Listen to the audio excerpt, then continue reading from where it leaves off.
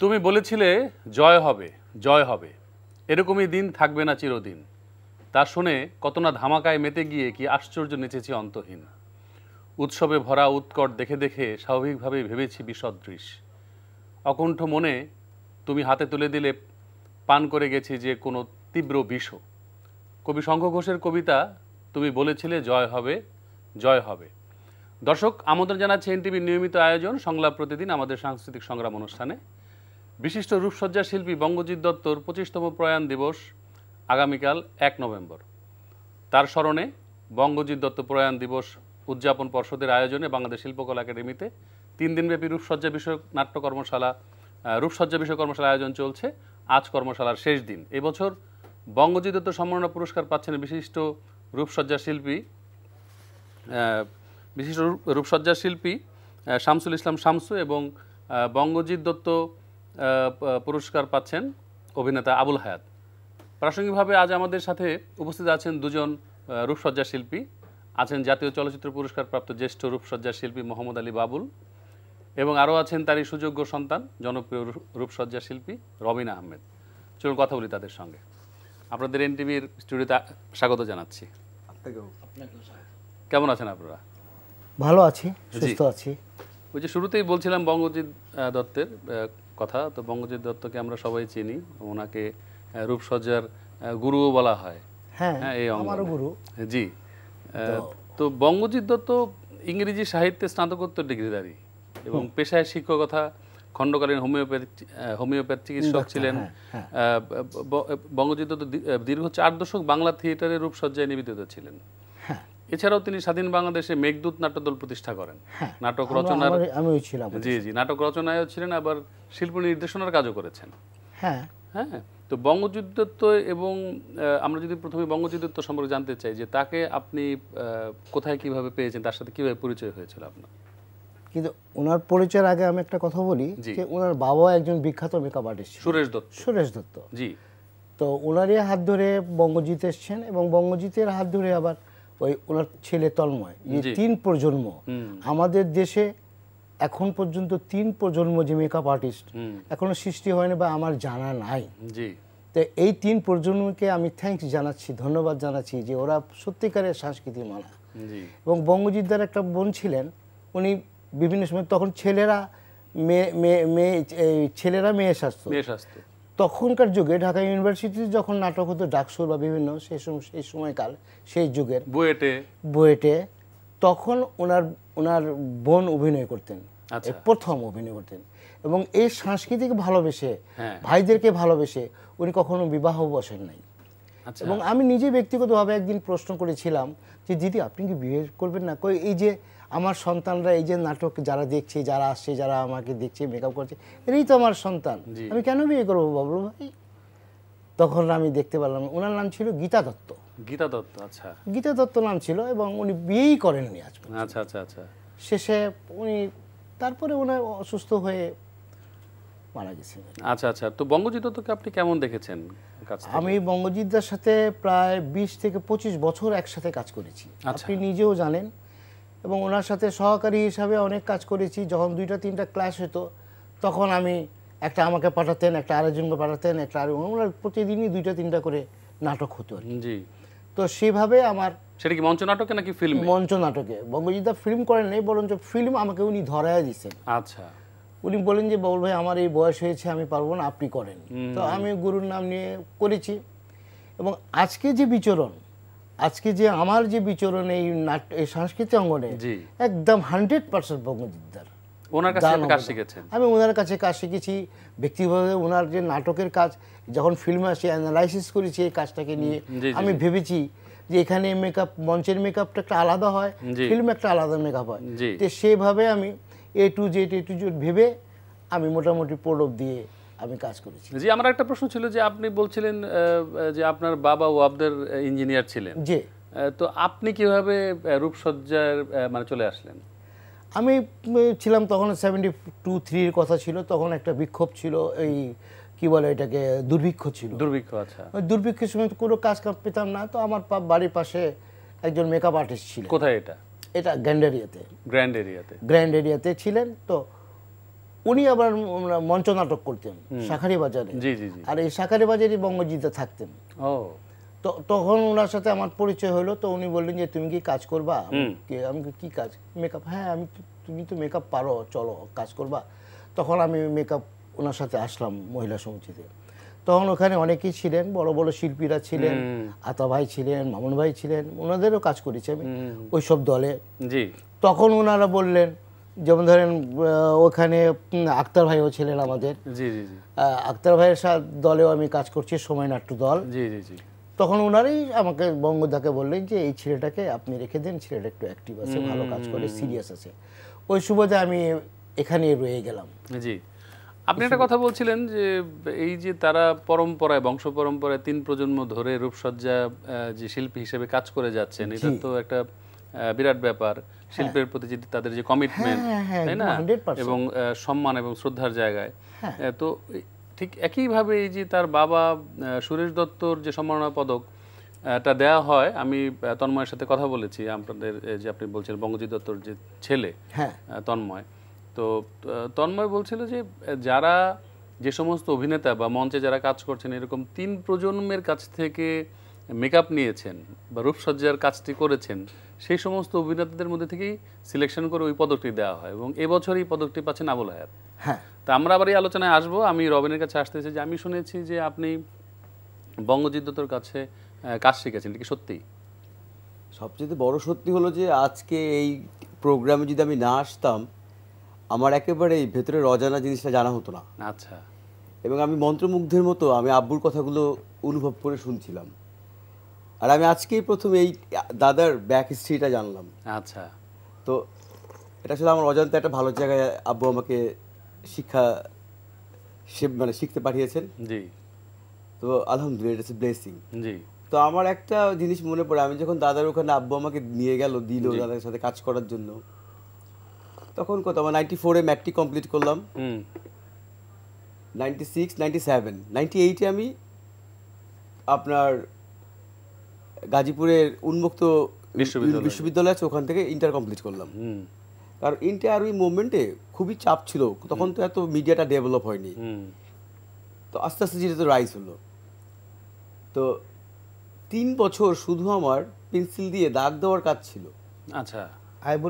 Eyebrow pencil দিয়ে wrinkles দাগ দেওয়া, মুখে কিভাবে কত রকমের দাগ হয়।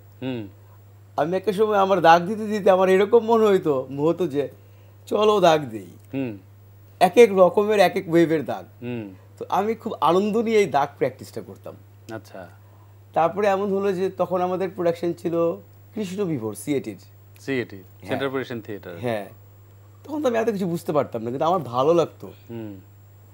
আর উনি যে ধরে বসে বসে যে মেকআপ করতে থাকতো, মানে কি আনমনে তাকিয়ে দেখে যখন আমি চরিত্রটা দেখতাম, আমার কাছে মনে হতো এরকম আমি কবে করতে পারবো। আচ্ছা। এত সুন্দর দাড়ি, মানে চরিত্রের সাথে যে মেকআপের মার্চের যে ভঙ্গিটা, এই জিনিসটা আমার অনেক ভালো লাগতো, এবং ও তখন থেকে আমি প্রভাবিত হয়েছি। আচ্ছা আচ্ছা। ওনাকে আপনি কত সময় ধরে পেয়েছিলেন ওই সময়? আমি প্রথম খুব একটা ছোটবেলা থেকে আব্বু যেত, আব্বুর সাথে ওনাদের বাসায় অনুষ্ঠান, পূজা পর্বতে আমরা যেতাম। উনাকে আমি একবারে কাছ থেকে পেয়েছিলাম 4 বছর। আচ্ছা। এবং এখনো আমার উনার কথা মনে পড়ে কোনো কোনো মুভমেন্টে। তারপর আরেকজন মেকআপ শিল্পী ছিল আমার আব্বু, তো আমার একদম শুরু থেকে আমার আইডল। জি। আমার ফেভারিট মানে মেকআপ আর্টিস্ট যে আমরা যে ওয়ার্ডটা আজকে আমরা বলছি, এটার জন্য আমরা মানে সম্মান দিতে পারি ফারুক ভুঁইয়া কাকাকে। আচ্ছা। উনি এই মেকআপ আর্টিস্ট ওয়ার্ডটা এই দেশে প্রতিষ্ঠা করেছে। তারপর ইন্টায়ার আস্তে আস্তে কিন্তু এটা ডেভেলপ হচ্ছে, কিন্তু এবং আরও আমরা এটা ডেভেলপমেন্ট চাচ্ছি। এই ক্ষেত্রে আমাদের ধরেন আমাদের যদি মেকআপ শিল্পটা সবসময় প্রথমে আমাদেরকে মানে বলা হয় যে মেকআপ মানে বাজেট নাই। তারপরে একটা পয়েন্ট আছে শিল্পীর সম্মাননা। আর আমাদের দেশে ইন্টায়ার সব শিল্পীকে আমি সম্মান ভক্তি দিয়ে কথা বলছি। শিল্পীরা তো একটা পাওয়ার অ্যান্ড লাইট, পৃথিবীর একটা নিয়ামত, ওনাদেরকে পাঠায় বিভিন্ন ওয়েতে মানুষকে প্রভাবিত করে। জি। তো শিল্প সংস্কৃতি এমন একটা মাধ্যম ইন্টায়ার, এটা অনেক কানেক্টেড। আর আমাদের এখানে এই শিল্প সংস্কৃতিটাকে মানুষ একটু অন্যভাবে দেখে। যদি আমি বলি যে আমি মিডিয়ায় শুটিং করি বা কাজ করতাম, প্রথমে এই দেশের মানুষ আমাকে বাসা ভাড়া দিতে চায়নি। তারপর মিডিয়াতে কাজ করতে গেলে মানুষ মানুষকে বলে তুমি মিডিয়াতে কাজ করো, প্রথমে মনটাকে ভেঙে দেয়। কিন্তু একটা সময় ওদের পরিবারের লোকজন এসে বলে, এই তুমি আমার ছেলেটাকে একটু খেয়াল করো, দেখো না। তো এইভাবে যে আমাদের সামাজিক যে স্বীকৃতির যে দূরত্ব বোধটা, এই বন্ধনটা আমাদের এখানে খুবই দুর্বল। জি জি জি, আমি আসবো আবার এই প্রসঙ্গে নিশ্চয়ই কথা হবে। তো মোহাম্মদ আলী বাবুল, আপনি এই পেশায় কতদিন ধরে নিয়োজিত আছেন? আমি তো 72 সালে এখানে আসছি। জি। এই কর্মজীবন শুরু করি সহকারী হিসাবে। আমি সহকারী 10 বছর 11 বছর আমি সহকারী বঙ্গজিৎ দত্তর সাথেই ছিলেন? বঙ্গজিৎ দত্তর সাথে ছিলাম। পরবর্তীতে আমি ফিল্মে গেছি, এটা পরে বঙ্গজিতের সাথে কাজ করেছি। এবং এই থিয়েটার, জি, যেটাকে আমরা নাটক বলি, যে থিয়েটার, এই থিয়েটারের থেকেই আমি 3 বার জাতীয় পুরস্কার পেয়েছি। এই থিয়েটারের লোকজন আমাকে নিয়ে গেছেন আচ্ছা ফিল্ম করাতে। তখন যারা আমাকে নিয়ে গেছেন এরা থিয়েটারের লোক। জি জি জি, যেমন বাচ্চু ভাই আছেন, গাজী রাকায়েত আছেন, ওনারা তো থিয়েটারের লোক, থিয়েটারই জন্ম ওনারা দিয়েছেন। তো আমি বলেছি যে আমি তো থিয়েটারের লোক, আমি ফিল্ম কেমনে করবো, তুমিই পারবে। তো কঠিন প্রশ্নের মধ্যে পড়ছি আমি, যে বাচ্চু ভাই আমাকে ছাড়বেনই না। উনি বলছেন যে তোমাকে ছবি করতে হবে গেরিলার সময়। তখন আমি এই যে আল্লাহর নাম নিয়ে আমি গেরিলা, আমাকে পরীক্ষা দিতে হয়েছে, বিদেশিদের কাছে পরীক্ষা দিতে হয়েছে, ওখানে ফটোগ্রাফার ছিলেন, পরীক্ষা দিতে হয়েছে। পরে আমি ওখান থেকে আমি জাতীয় পুরস্কার, আমি জানতাম না যে জাতীয় পুরস্কারটা কি। জি জি, আমরা আপনাকে মঞ্চে পেয়েছি দীর্ঘ, আমি তো প্রায় 3 দশক ধরে আপনার কাছ থেকে মেকআপ নিয়েছি। আমি বঙ্গজিৎ দত্তের কাছ থেকেও, আমার মনে আছে এখনো গাইড হাউসে আমি তার নিয়েছি। তখন 2টা হলেই শো হতো। জি জি জি। তো রবিন, কি বাবার কাছ থেকে আপনার কাজ শেখার সুযোগ হয়নি? না, আব্বু তো আমাকে, আমি তো ছোট থেকেই আব্বুর জিনিসগুলো দেখছি। হ্যাঁ। আর সবচাইতে হলো যে ওই মুভমেন্টের ওই টাইমটাতে আমরা যখন টিভিতে নতুন নতুন Manimal, the A team, knight rider, Sinbad, MacGyver, যখন এই সিরিয়ালগুলো চলছিল, তখন তো আমি বাংলাদেশের মুভিগুলো পোস্টারে দেখতাম, আব্বুর সাথে যে শুটিংও দেখতাম। তখন আমার অনুভব হতো, তখন আমার ম্যাট্রিক পরীক্ষা 8-9-এ পড়ি।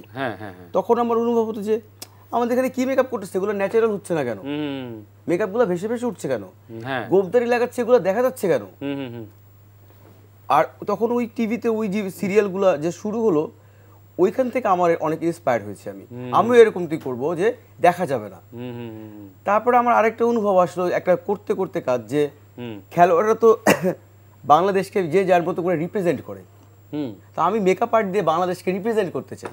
বাহ, মানে আপনার কখন মনে হলো যে আসলে এই যে রূপসজ্জা বিষয়টাকে মানে কি বলবো, যে পেশা হিসেবে নেওয়া যায়, এই সাহসটা বা এটা, মানে আপনি তো অপেক্ষাকৃত একেবারেই তরুণ, মানে কখন মনে হলো যে এটাকে পেশা হিসেবে নেওয়া যাবে, নাকি এটা এমনি হয়ে গেছে? না, এমনি হয়নি। সত্যি কথা বলতে গেলে বিষয়টা, আমি যে মেকআপ আর্টটাকে পেশা হিসেবে নেব, এটা একেবারে সত্যি কথা বলতে গেলে করোনা ভাইরাসটা যে হলো না, এরপরে আমার মানে অনুভবটা আসছে, হ্যাঁ আমি পারবো সার্ভাইভ করতে।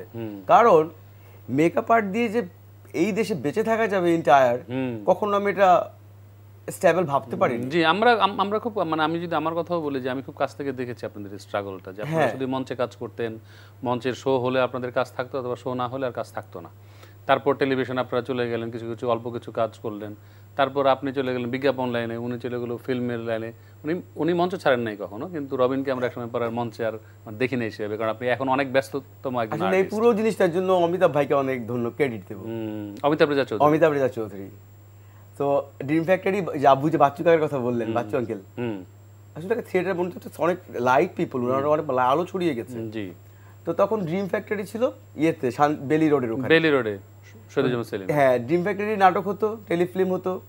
তো তখন তো অমিতাভ ভাই হয়নি, ছোট ছোট নাটকের প্রোমো বানাতো, বিজ্ঞাপন বানাতো না। তো ড্রিম ফ্যাক্টরির একটা প্রোমো বানাতে এসছে, তো আমি সেলিম ভাইয়ের সব কাজই আমাকে সেলিম কাকা রাখতেন। সেলিম ভাই, রোজি ভাবি, ওনাদেরকে অনেক শ্রদ্ধা, ওনারা আমার খুব পছন্দের মানুষ।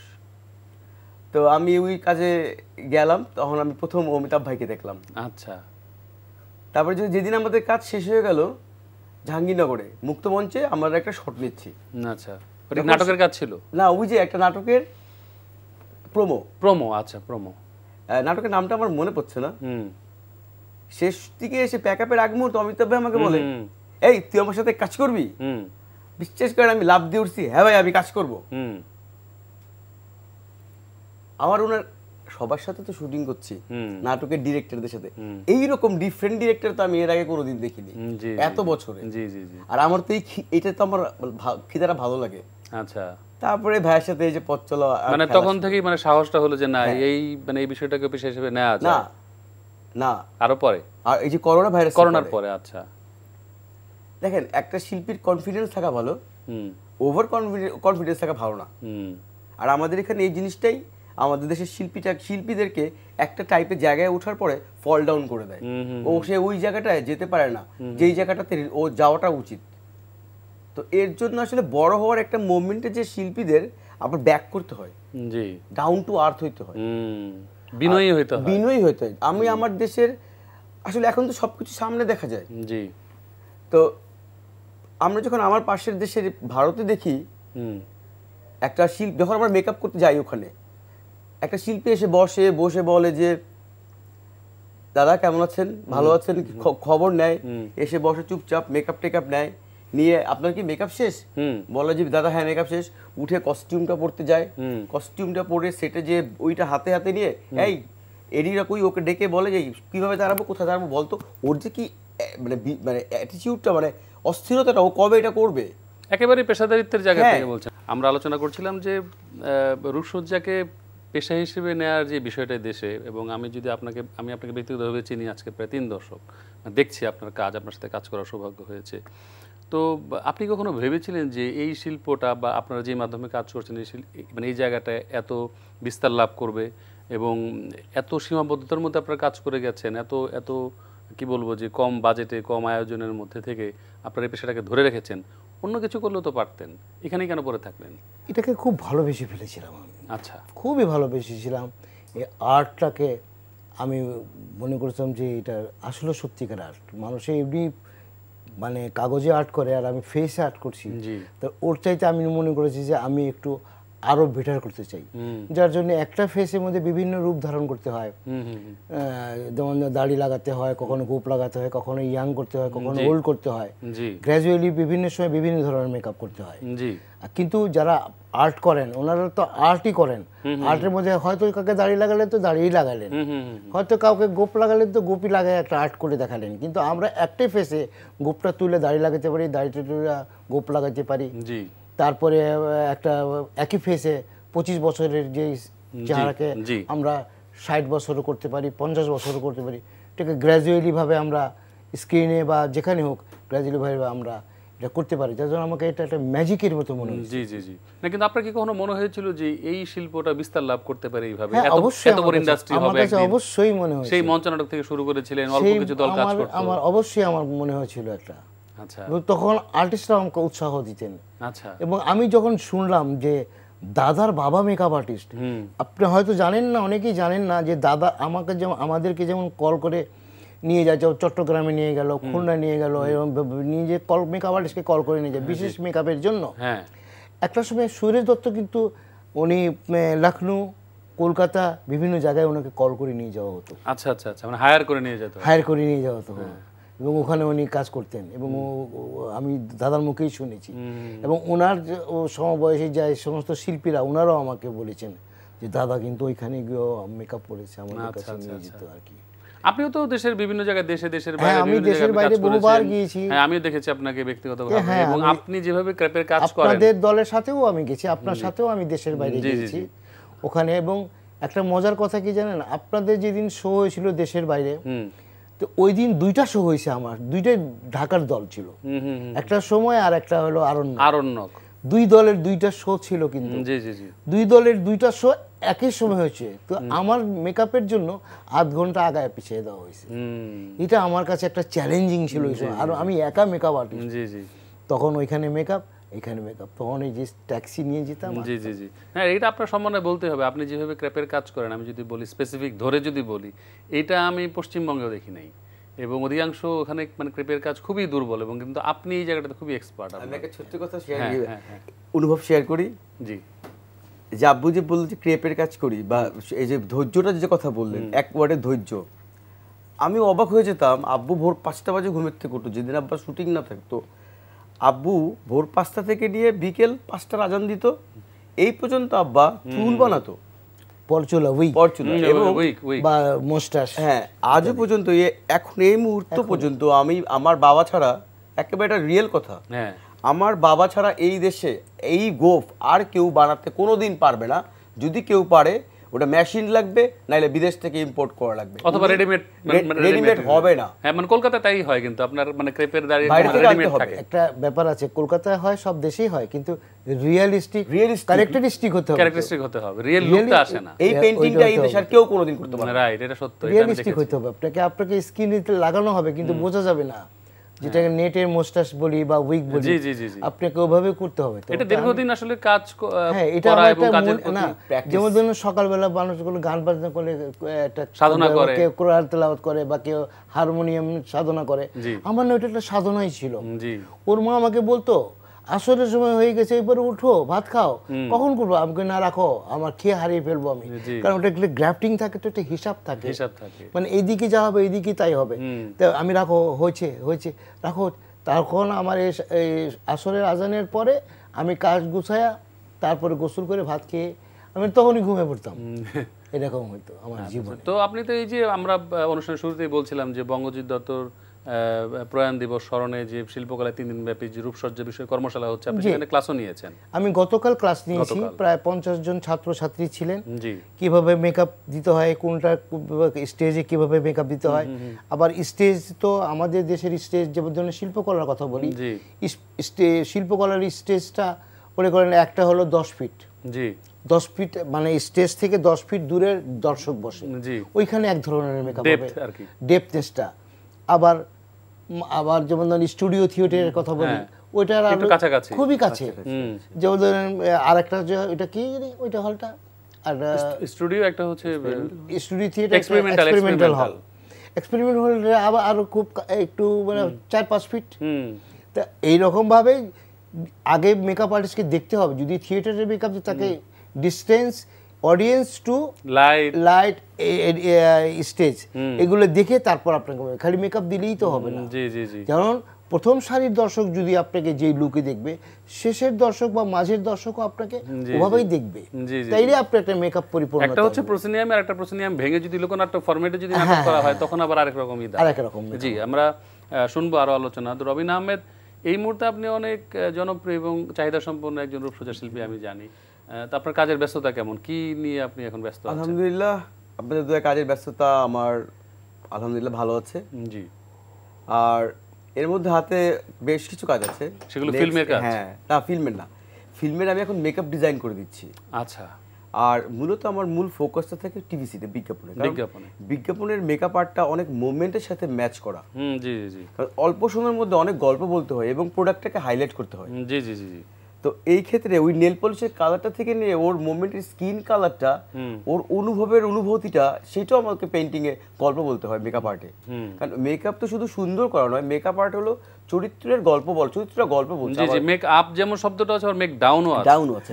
রাইট, মানে সব ক্যারেক্টার মেকআপ ডিজাইন করতে আমার অনেক ভালো লাগে। আর সবচাইতে অনুভবের কথা হলো যে বাইরে কি শুটিং করবো, বাইরে শুটিং করতে গেলে দেখা যায় আমাদের যে বাজেট কম থাকে, তারপর আমরা যে শিল্পীরা থাকি, আসলে আমাদের এখানে মেকআপ আর্ট যে একটা খুব একটা ভাইটাল একটা ইম্পর্টেন্ট পার্ট, আসলে জিনিসটাকে এখন এস্টাবলিশড কিছু কিছু জায়গায় করেছেন যারা ভালো নির্মাতা, মানে সেভাবে গুরুত্ব দেওয়া হয় না আজও, মানে যতটুকু গুরুত্ব দেওয়া উচিত ছিল। হ্যাঁ, আমি প্রথমে একটা কথা বলতে চাই, যেটা আমি আসলে আব্বুর কথার মাঝখানে বলিনি। থিয়েটারের যে কথাটা বললেন আগে, যে আব্বু এক্সপেরিমেন্টাল হলের কথা বললো, আসলে মূল এই জায়গাতে যে চরিত্রের মেকআপ দিয়ে চরিত্রের গল্প বলি, এই গল্প বলাটা কিন্তু একেবারে থিয়েটারে না গেলে আমার হতো না। যেমন তৎকালীন ওই সময় আরণ্যক নাট্য দলের নাটক হতো, আব্বুর সাথে আমি যেতাম। তারপরে প্রাচ্য নাটকের নাটক হতো, আব্বুর সাথে আমি যেতাম। তারপরে সময় নাটকের একটা নাটক হতো, ওখানে আমি যেতাম। তারপরে লাল্লু যে এস এম সোলেমান স্যার আছে না, court martial theatre art unit, ওখানটাতে আমার যাওয়া হতো। কিন্তু আমার ঢাকা থিয়েটার ওখানে যাওয়া হতো না। কেন? ওখানকার বেলটা ছিল আবার ডিফারেন্ট। আচ্ছা।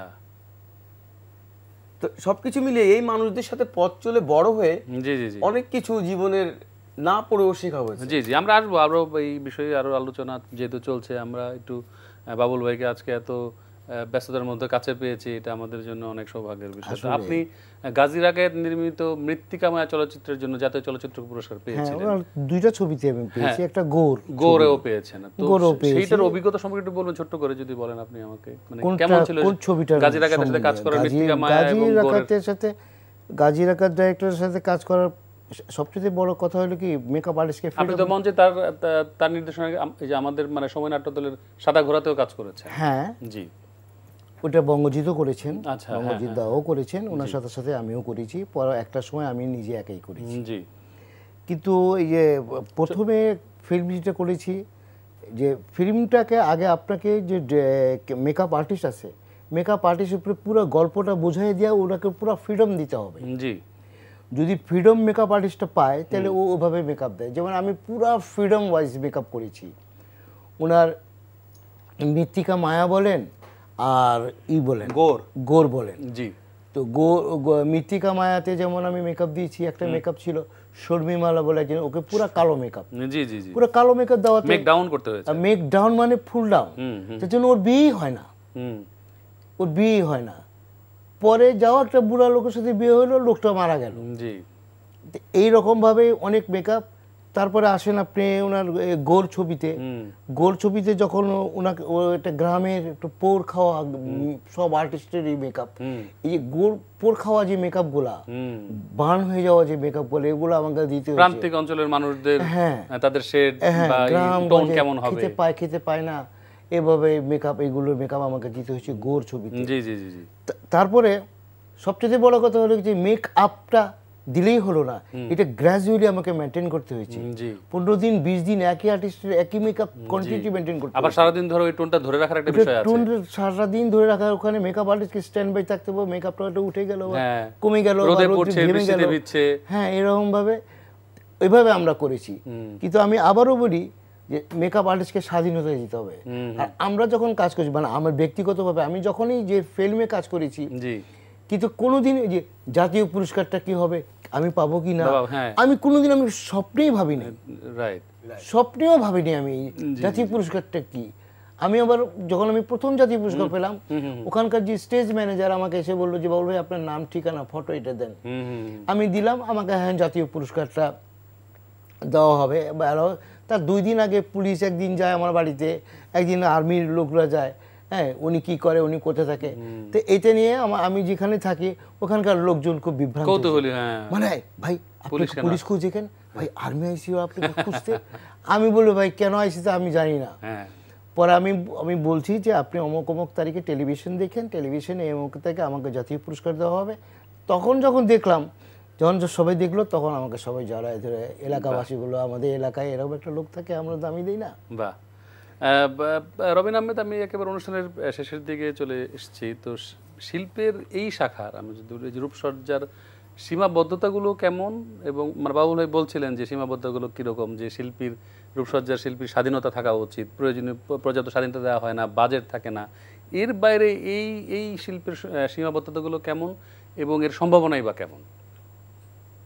আসলে সীমাবদ্ধতা তো আসলে শিল্পের কোনো সীমাবদ্ধতা নেই। এই শিল্পের সীমাবদ্ধতা মানুষ তৈরি করে, মার্জিন তৈরি করে। একটা শিল্পী, আমি প্রথমে বলেছিলাম বাইরের দেশের শিল্পীর অভিজ্ঞতার কথা, ওরা কেমন মনের। আমার দেশেও এই শিল্পী যারা আমার দেখা, যারা সুপারস্টার, ভেরি গুড আর্টিস্ট, এখনো তারা লাইভ কাজ করছেন, তারা বিখ্যাত। ওই শিল্পীদেরকে যখন আমি মেকআপ করেছি, যারা শিল্পী, ওরা কখনো ওই যে বাইরের অভিজ্ঞতাটা বলেছি না, ওই রকমই করে। আর যারা ধরেন যে শিল্পীর পথে হাঁটছে, কেবল যেই শিল্পীরা মেকআপ রুমে বসে এটা করো আমাকে, আমার এরকম ভালো লাগে না, আমাকে ওই রকমই ভালো লাগে, তখনই আমরা বুঝে যাই ওর আসলে অল্প দিনের, ওর অল্প রেসের ঘোড়া। আসলে ওর অনুভবে এটা আমরা ফুটে উঠে বুঝে যাই। আর সম্ভাবনার কথা যেটা আপনি বললেন, অবশ্যই এটা সম্ভাবনাময় দেশ। এখন এটা অনেক বড় শিল্প হয়েছে, মানে অনেক বড় প্রতিষ্ঠান। আমার দেশে এভরিডে আমার কাউন্টিং হিসাবে 340টা ক্যামেরা চলে এভরিডে। স্টুডিওর কোনো আইডিয়া আমি দিতে পারবো না, কারণ এক একটা স্টুডিওতে অনেক ক্যামেরা, টেলিভিশনের বাইরে ছোট ফটোশুট, টিকটক ভিডিও, বিজ্ঞাপনই হয় প্রতিদিন 8টা এভরিডে। তো ইন্টায়ার অফ এভরিডে আমাদের হিসাব মতো যদি আমি মার্কেটে ধরি, মেকআপের যে ইনভেস্ট হচ্ছে, মানুষরা যে পয়সা দিচ্ছে, ভেঙে ভেঙে প্রায় 55 to 58 লাখ টাকা ইনভেস্ট হচ্ছে এভরিডে মেকআপ ডিপার্টমেন্টে। কেউ ব্রাইড করছে, অনুভবটা এরকম। কিন্তু আসলে মেকআপ আর্টের ক্যাটাগরিজগুলি একটু আলাদা। বাংলাদেশে সবাই ব্রাইডাল মেকআপের দিকে ঝোঁকে, কিন্তু ফিল্ম মেকআপ আর্টের মেকআপে কেউ আসে না। আমরা যখন একটা স্টুডেন্ট নেই তখনও আন্ডার ম্যাট্রিক থেকে 8 ক্লাস পর্যন্ত পড়া থেকে বাচ্চা ছেলে থেকে বড় হয়, আসলে ও তো আসলে ইন্টায়ার জ্ঞান ওর এটা পড়তে গেলে ও দেখে দেখে শিখে। তো এই টাইপের মানুষটাও আমরা বন্ধ করে দিয়েছি। ওকে, আমরা আজকের আলোচনা একেবারেই এখানেই শেষ করতে হচ্ছে। আমাদের অনুষ্ঠান কি বলবো যে সময় স্বল্পতার কারণে আপনাদের দুজনকে অসংখ্য ধন্যবাদ, যেহেতু কষ্ট করে আপনাদের ব্যস্ততার মধ্যে আমাদেরকে সময় দিয়েছেন। এবং আমি বঙ্গজিৎ দত্তকে স্মরণ করে আবার আপনাদের মাধ্যমে স্মরণ করলাম। এবং আপনারা ভালো থাকবেন, মানে নিশ্চয়ই আবার অন্য কোনো অনুষ্ঠান আপনাদের সাথে আবার দেখা হবে। অনেক ধন্যবাদ। জি, আপনিও খুব ভালো একজন আমার পোর্ট্রেট। এবং আমার পক্ষ থেকে এনটিভির নেপথ্য যারা আছেন তাদেরকেও আমার সশস্ত্র জি আসসালামু আলাইকুম। দর্শক, আপনারা দেখছিলেন সংলাপ প্রতিদিন, আমাদের সাংস্কৃতিক সংগ্রাম অনুষ্ঠানটি। আমাদের পরবর্তী অনুষ্ঠান দেখার আমন্ত্রণ জানিয়ে আজকের মতো এখানে বিদায় নিচ্ছি। ভালো থাকবেন সবাই।